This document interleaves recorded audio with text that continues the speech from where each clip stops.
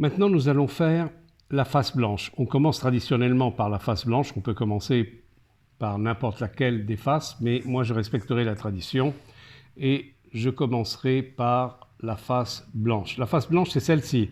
C'est pas celle-là où il y a beaucoup de pièces avec une face blanche. Non, c'est la face où il y a le centre blanc.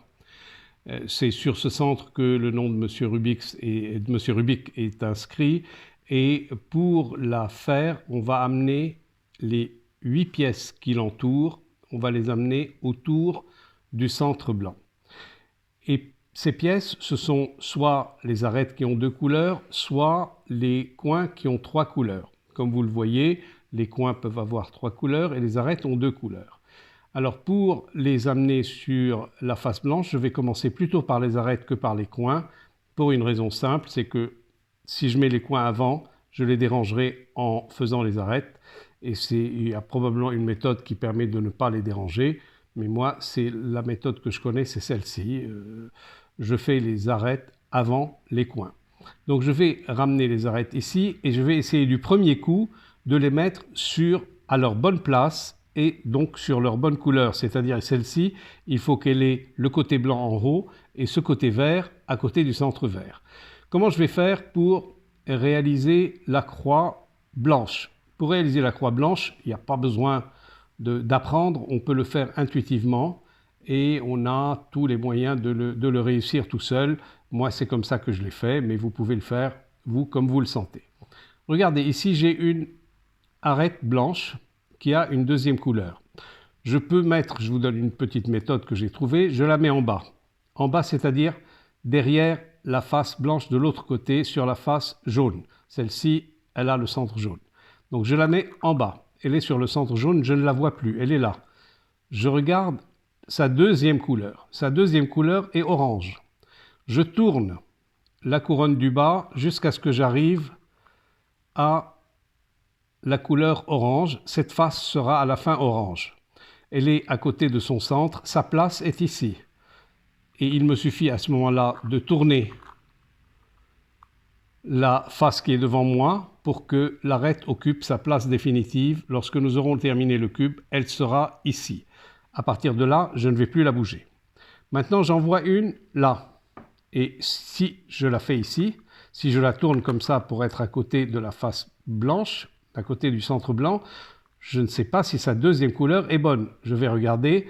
Non, sa deuxième couleur n'est pas bonne. Elle est rouge.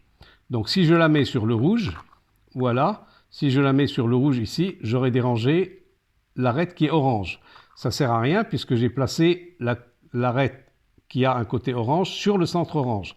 Donc je vais essayer de placer la rouge autrement. Comment je vais faire? Voici. Cette rouge, elle n'a pas besoin d'être là, elle devrait être ici. Pour qu'elle soit ici, je vais d'abord la sortir de là. Voilà, on la sort ici.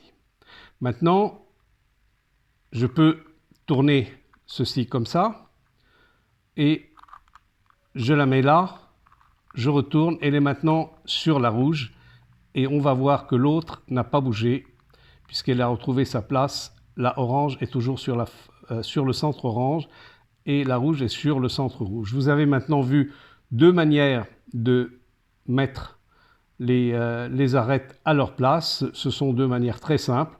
Regardez celle-ci par exemple, elle est blanc et vert, elle doit être du côté vert, c'est-à-dire elle doit être ici. Alors, qu'est-ce que je fais? Je peux l'amener ici, voilà. Si je la tourne, là, elle ne sera pas sur le vert. Et si après, je la mets sur sa face verte, je retrouve mes arêtes qui sont en bonne position, les trois. Voilà, vous voyez combien c'est simple. Maintenant, je cherche la quatrième pour faire la croix, elle est là. La voici, elle doit se trouver où? Elle doit se trouver ici. Voilà, je commence par la mettre au-dessous de l'endroit où elle doit être, celui-ci.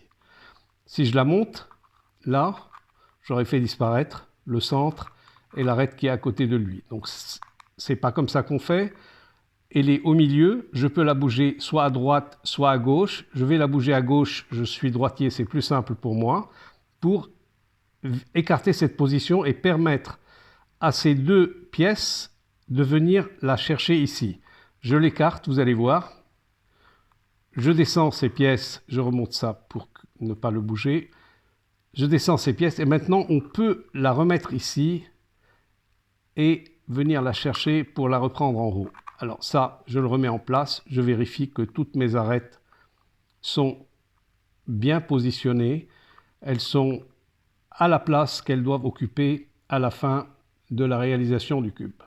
Voilà pour la croix blanche et maintenant nous allons nous occuper plus particulièrement des coins qu'il faut également placer et orienter correctement.